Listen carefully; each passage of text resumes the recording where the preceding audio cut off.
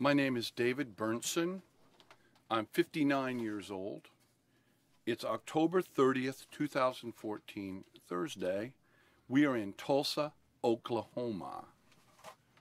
And my name is Jimmy Markham. I'm 73 years of age. The date is October 30th, 2014.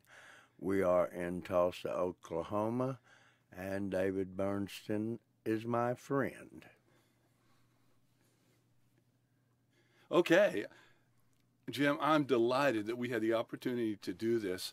I've known you for a number of years, and I'm a big proponent of hearing stories, especially your stories, and oral history, because we both like blues, and blues is a kind of an oral tradition. And when I heard that there was an opportunity to do some recording of your story, I just had to ask you, and I'm so grateful. Well, I'm glad you did, and I'm glad to be here to see if we can relate some of those. Good.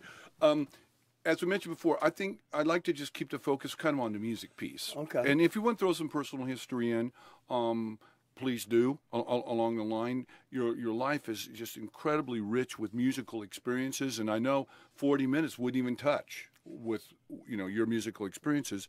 But I thought we'd just kind of start from the beginning and go to the current, and if there's any stories that you want to add along the way.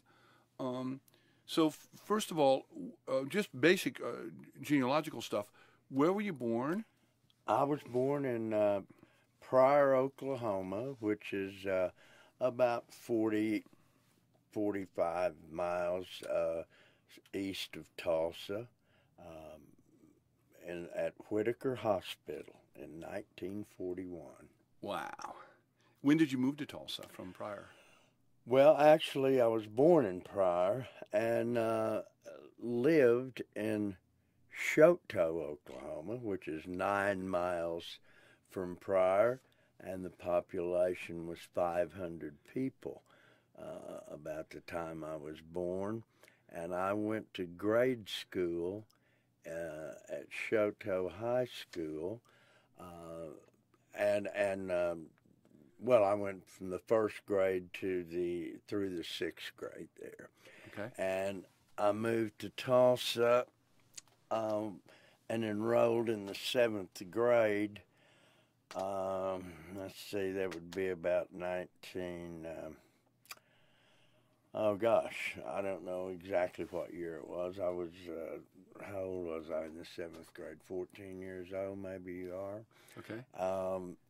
So I started the 7th grade in Tulsa, Oklahoma at Horace Mann School, and then I transferred to Wilson Junior High, and then I wound up going to Central High School in Tulsa, Oklahoma.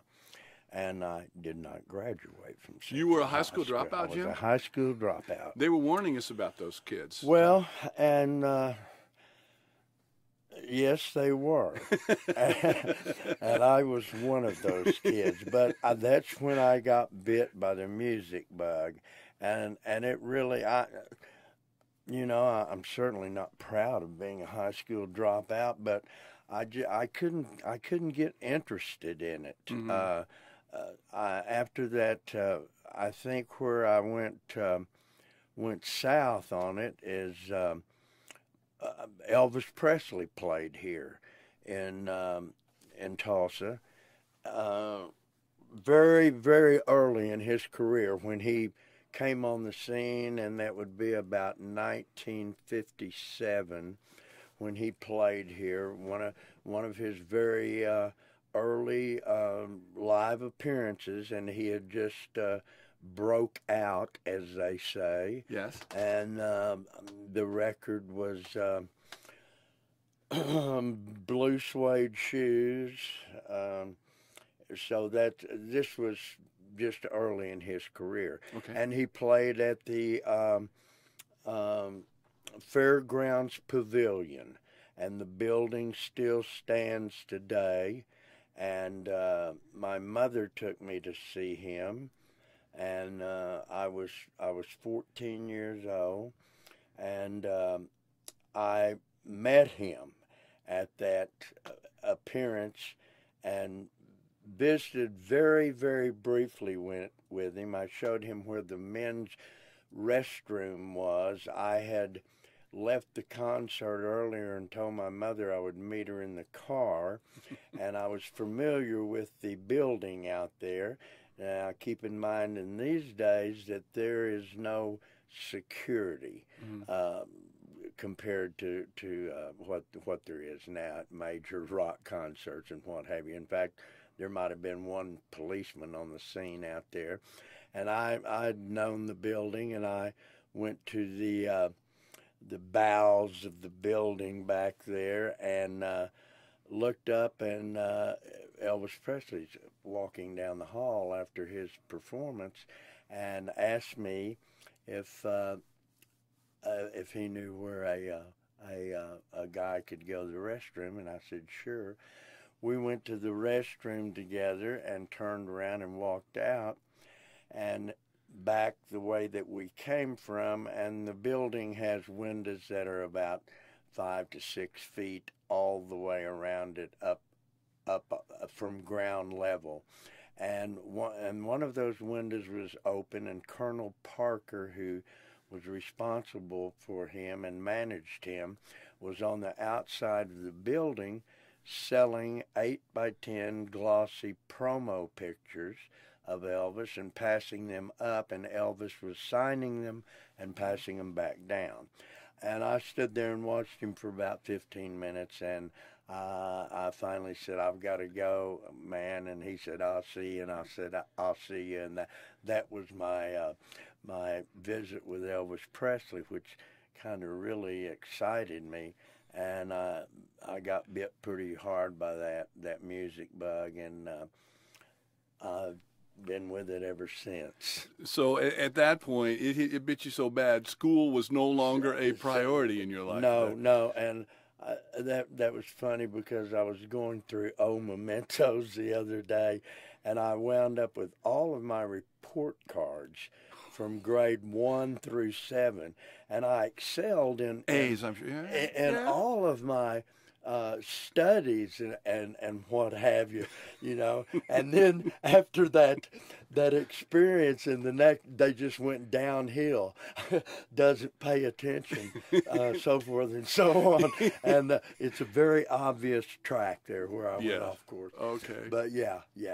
When you were in Shoto and before you moved to Tulsa, did you have music in your life? Would you listen to radio? Do you folks listen to radio much or have records? Yeah, we listened to radio, and my mother bought me records in those early days, some of which I still have, believe it or not. Of course, she bought me a little 45 record player, but now get this, the records that she bought were things like Oh My Papa by Eddie Fisher. Those were the only records available then, They were the pop records, yeah. Yeah, pop records, and maybe Gale Storm. I wasn't getting any Little Richard or the ones that I wanted, because those weren't they weren't. They didn't have them out in the country. No. So you had the square stuff when you were a kid. They weren't available. But still, I mean, it was still a thrill to get those. Johnny Ray, now he kind of leaned toward a little bit of soul, if you remember that, sure. So that was cool. But yes, and then we listened to we did get the radio on Saturday night when we got out with the boys in the cars and started cruising Main Street, going back to Pryor, Oklahoma, and driving up and down Main Street and listening to the radio. I think that's probably the first place that I heard a record by Lloyd Price. Wow. And that had a big impact on me. It's something I never forgot. So, but that was about the only time we heard the radio, was on Saturday night. Mm-hmm. And was it like music out of Claremore or Pryor? Was it Clear Channel stuff from Wolfman Jack? I don't know where it came from, because I wasn't driving. another fellow was driving, but I do know. I don't know if you could get Del Rio, Texas at that early a date or not. Possibly, a guy named Wolfman Jack came out of Del Rio, Texas. Now I used to get that in Tulsa later on. Okay. And I used to get it in L.A. I don't remember where it was coming from. Oh, wait a minute. Let me back up there. Maybe I do, because there was a radio station in Tulsa, KAKC, and KRMG, who had a Saturday night rhythm and blues show on Saturday night. That's the only night they played it. So before I knew that, so that must have been where that was coming from, Tulsa. Yeah, it had to be. So you had a little influence, and you listened to kind of American pop music that your mom. Yeah. And then when you moved to the big town. Yeah, the big city. Yeah, that's when I saw the Elvis Presley thing, and I was going to school downtown at Central High School, and Jenkins Music Store was down there, and they had all the guitars in the windows, and every day on my way to school, I would go by Jenkins and look at those guitars in the window. They had one of those beautiful blonde Gibsons that Chuck Berry played, that double cutaway, which was just an exquisite guitar. Stradivarius. Yeah. And they handled Gibson guitars. Specifically, no Fenders or anything. So that guitar was in the window.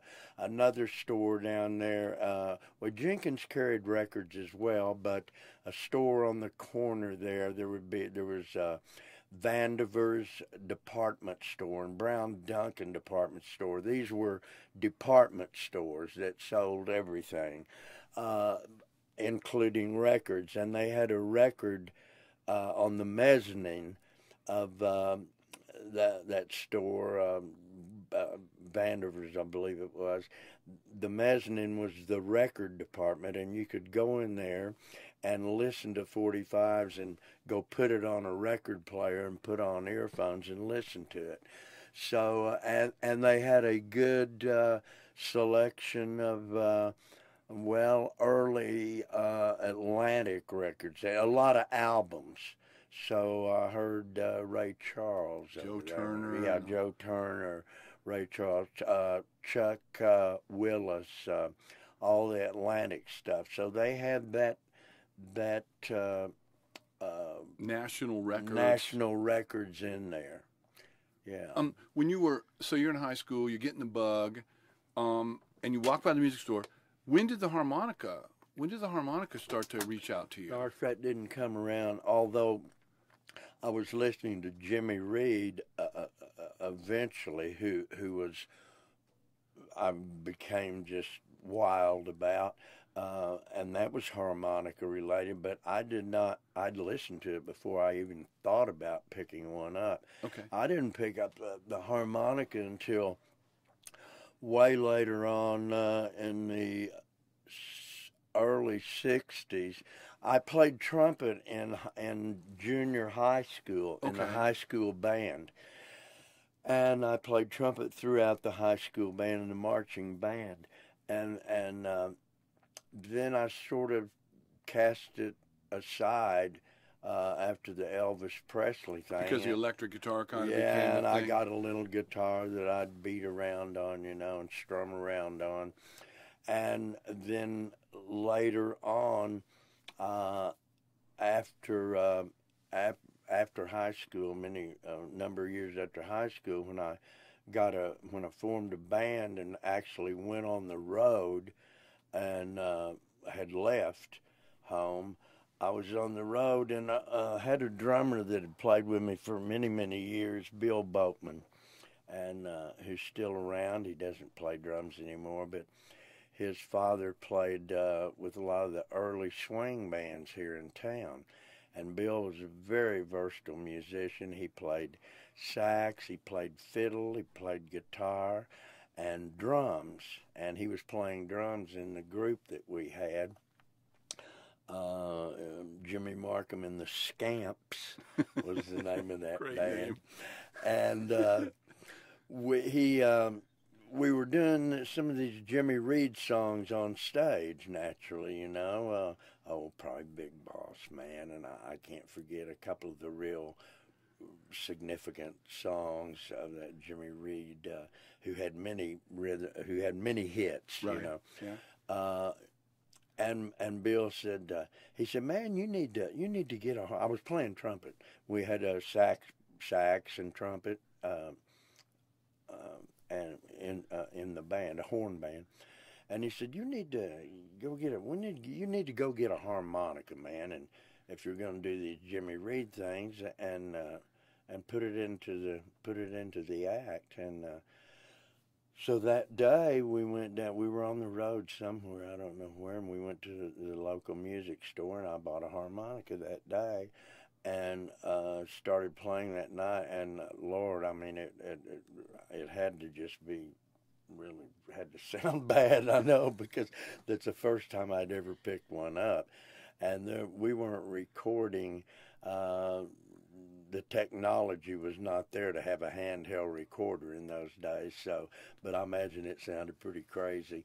And that's how I started playing it. And I still continued to play the horn even after that. And this was before I ever went to L.A. And then that through those bands and being on the road various years, I eventually migrated to L.A. about the time that blues craze had hit and was coming back, and Paul Butterfield being the first one that really stood everybody's ears on fire with that electrified blues sound. I mean, it's been around for years, but commercial success, I guess, if you will. Mm-hmm. So that was about 60s, mid 60s, and then I got to kind of trying to be a little more serious about it.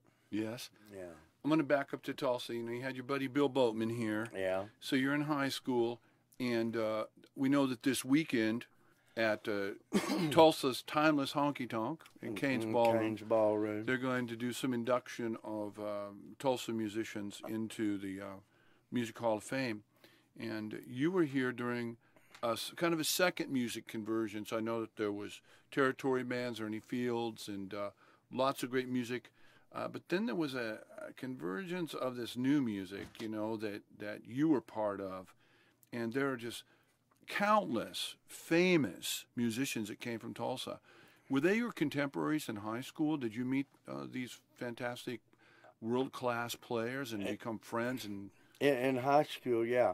Well, you're talking about, and incidentally, all 5 of the inductees that are being inducted this weekend are from Tulsa. Lowell Folsom, whom had already left here, so we didn't know him, but he is from Tulsa, Oklahoma. J.J. Cale, whom passed last year. Elvin Bishop. Jim Keltner, who is a drummer, who lived here until after high school and then moved to California, and Chuck Blackwell.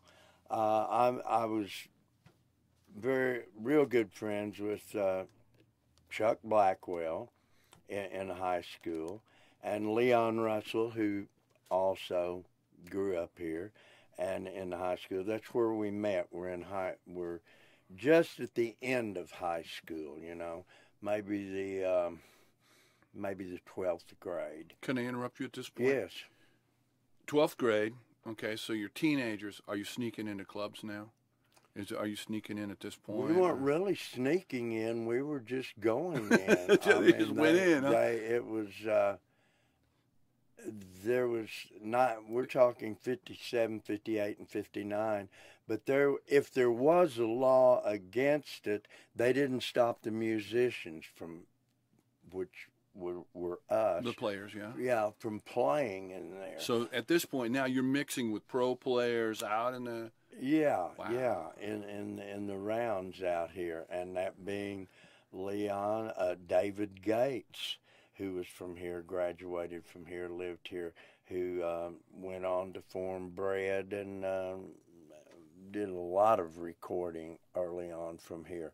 Yeah, we were all that circle of guys played quite a number of clubs here in town. When was your first gig?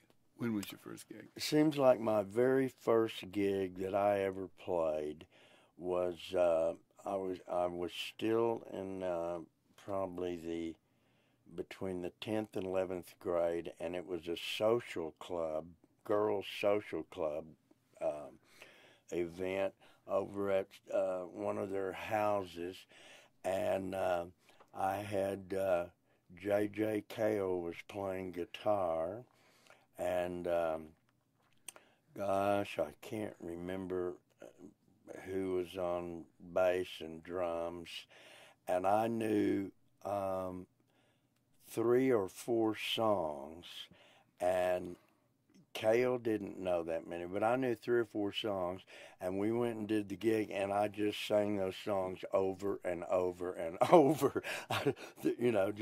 I just kept singing the same songs over, and he knew a couple of instrumentals. He wasn't singing in. He knew a couple of instrumentals, and we just repeated those songs. And the girls liked it, huh? And they liked it, and they paid us.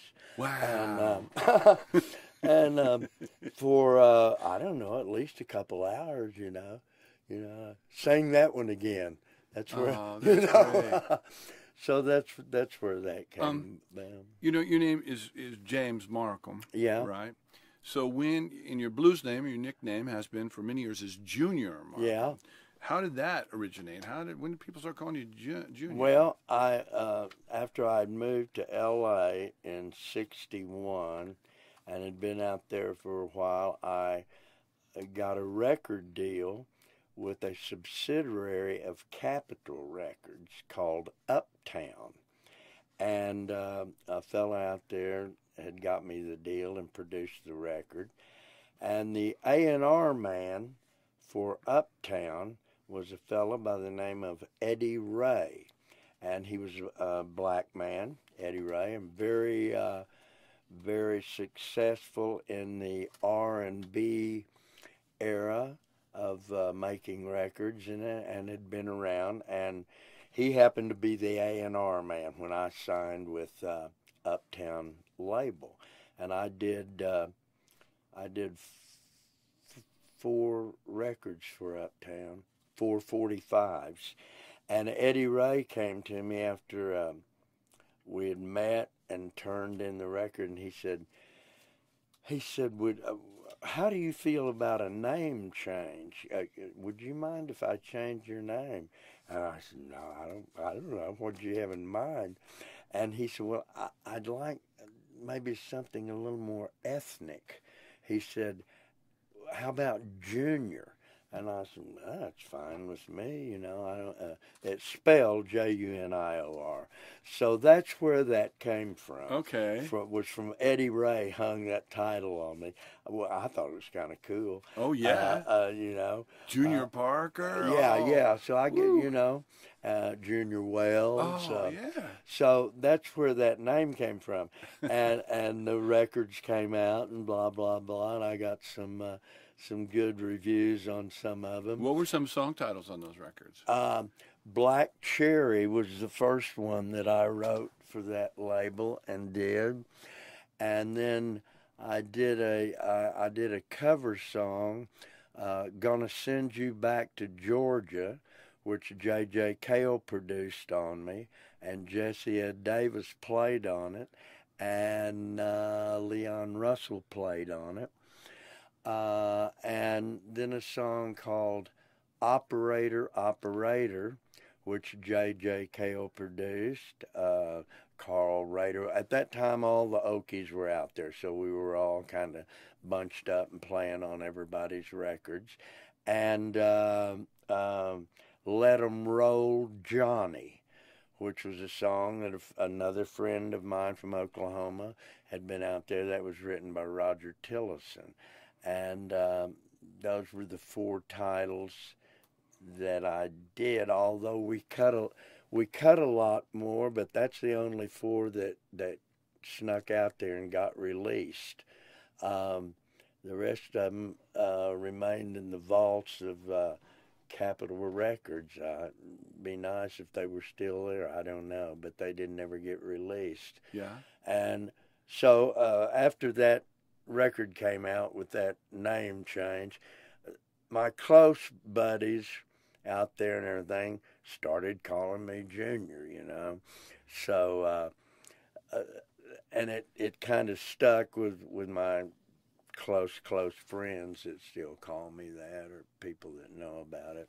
Other than that, not too many people know that story. That's a great story. Yeah. I read the Bobby Keys biography, the saxophone player for the Rolling Stones, who was a friend of yours from Fort Worth. And in the biography, he said when the migration from Tulsa out west, Leon was a big part of that in production and leadership. And also he said you were a big part of that in production and leadership, and that you had uncanny skills at getting gigs. And so the Tulsa guys would go out there, work on records, work on projects, but, you know, that's sparse work, right? And people need money on a daily basis. And they said Junior could round up some blues gigs all the time. Well, I'd always done that. I mean, from when I started in the nightclubs here in Tulsa, you know, that's what we started playing was nightclubs, and it paid, gosh, you know, meager money, but it was a gig. Probably paid $5 a night or $10 a night, or sometimes we played for tips. And that just continued throughout and became a road to making a living. So I'd always done it, and just got out there and hustled and dug out those gigs, you know.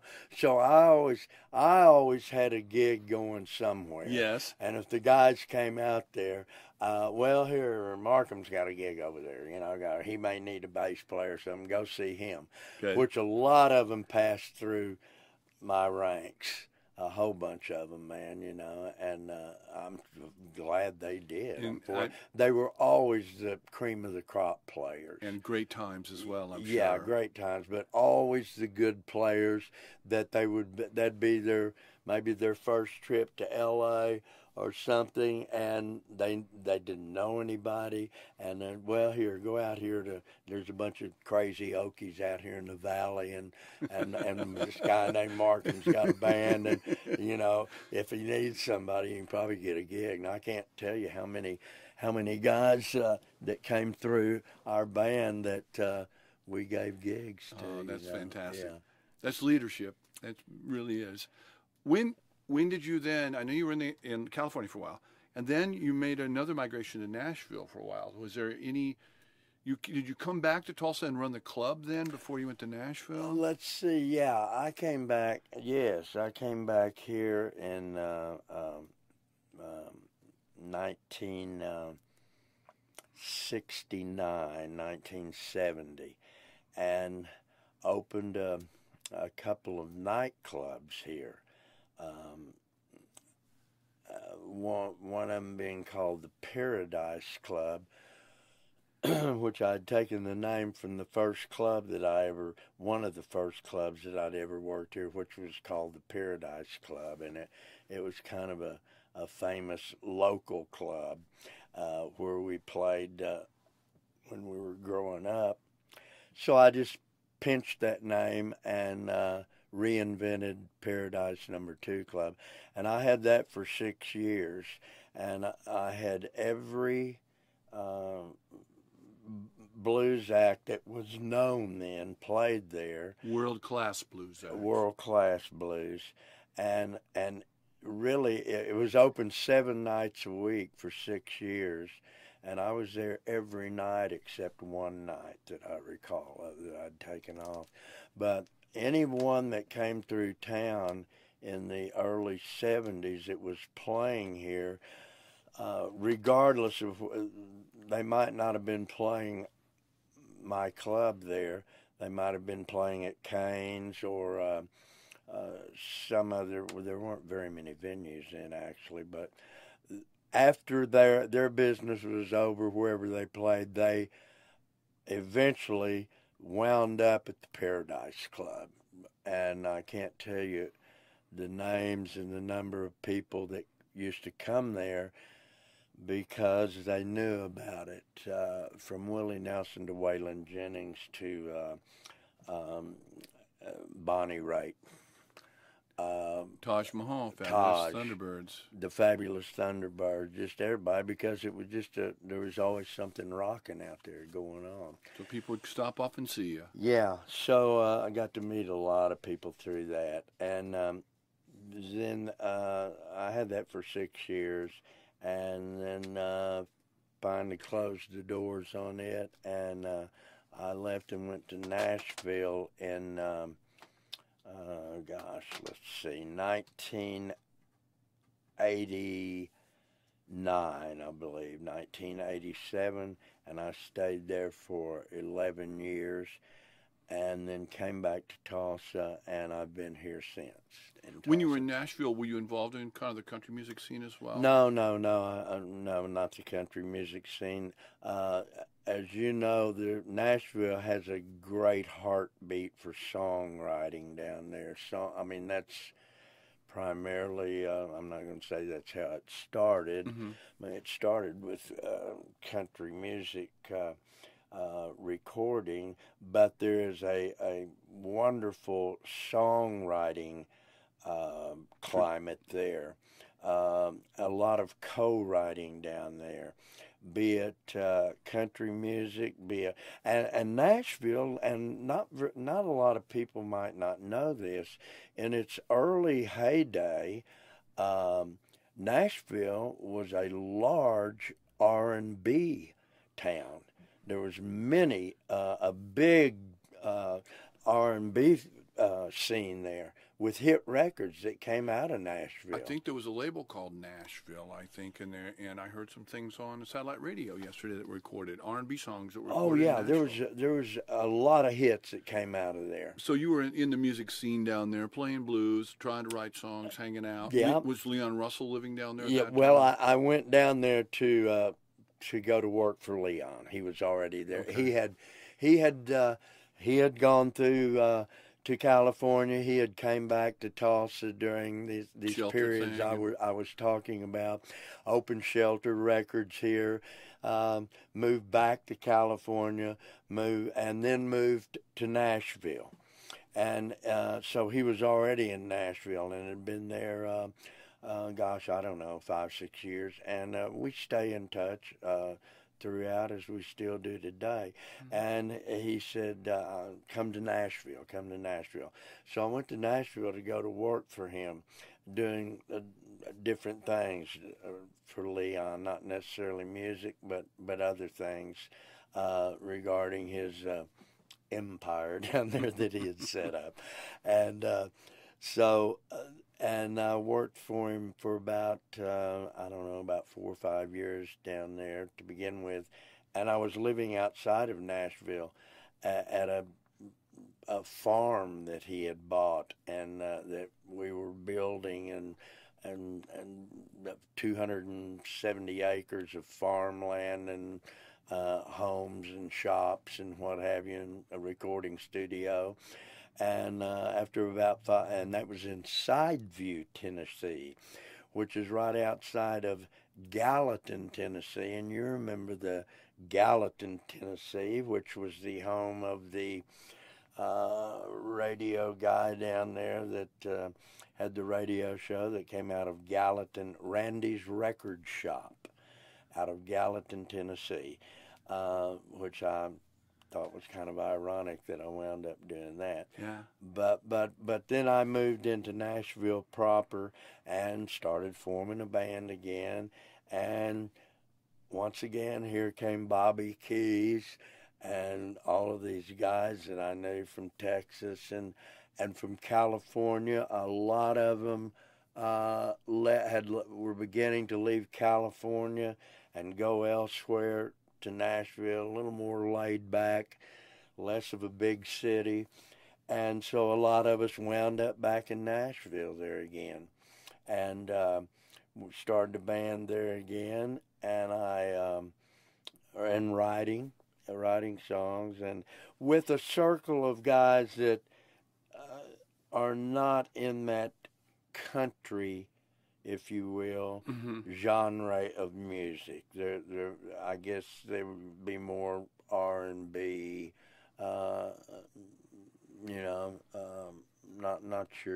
your pop country or whatever they call it nowadays. But still producing songs and writing still good music. turning out songs and still getting hits out of them. And I landed another record contract of all places in Florida with King Snake Records, which is miles from Nashville, but through association with some people I knew. And we went down to Florida and recorded an album down there, wound up tied on King Snake Records, and played that out. And I left Nashville in 1997 and moved back to Tulsa. My mother was growing older, and I came back in '97 to be with her and watch over her. And that's when I first met you. At that point, saw you perform at blues festivals and so on and so forth, and have known you over the years to know you to become a leader in Tulsa and a maven of the Tulsa Sound, and also a record keeper and collector. I know you, and I've heard friends say that you have shown them posters, concert posters, and just memorabilia that is priceless. I managed to hang on to a lot of memorabilia, which I look back at and thought, boy, how in the world did I do that? Through the moves, And through the moves, which some of it went with me through those moves. And almost every piece of paper or something that I was on, or maybe some friend, posters, articles that I managed to hang on to. A lot of it, I say almost all of it, with the exception of one item, which I'm sorry about today, and that was with that meeting that I mentioned earlier with Elvis Presley. He had signed the back of my ticket, and the ticket stub, the ticket, not the stub, looked like a movie ticket that you got in the old days off of a roll. I mean, very small, about a 2-inch ticket. He signed his name on the back of that, and I managed to keep that in my memorabilia safe for years and years, and it was stolen from me one time, and I truly miss that. You do, I'm sure. That article, because it was one of my first. And although I did have the original poster from the Buddy Holly show when he played here in Tulsa in 1957, and he left here, and the next week he was lost his life in the airplane crash up in South Dakota at the on the trip to where he was going to play. Right.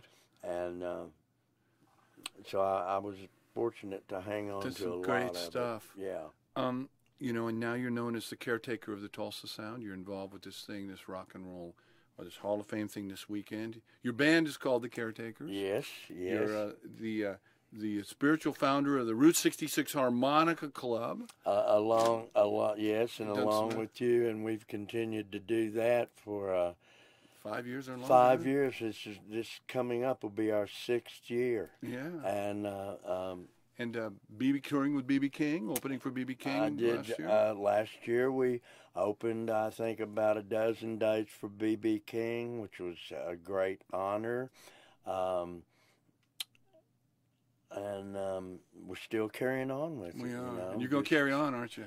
gonna carry on till I can't carry on. That's what I'm talking about. You know, and you are. David is the president of the Route 66 Harmonica Club, and we throw our harmonica summit once a year, and we hold monthly jams and meetings at local venues around town, and so it's all very active here in Tulsa, Oklahoma, and still going on.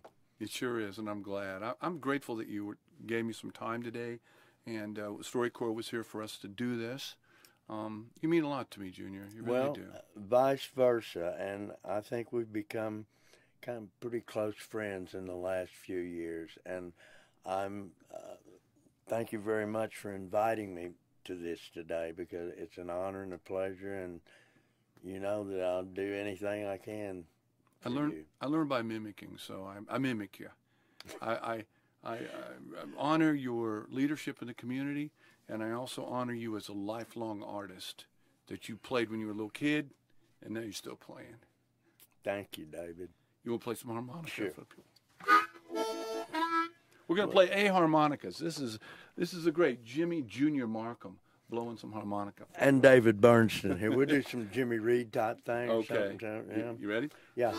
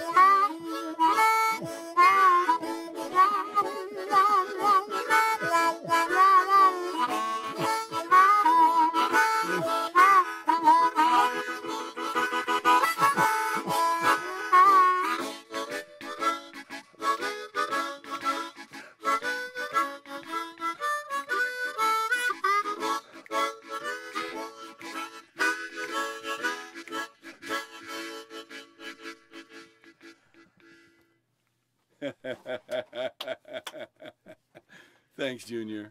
Thank you. These are a little loose, man. Little airy. Yeah.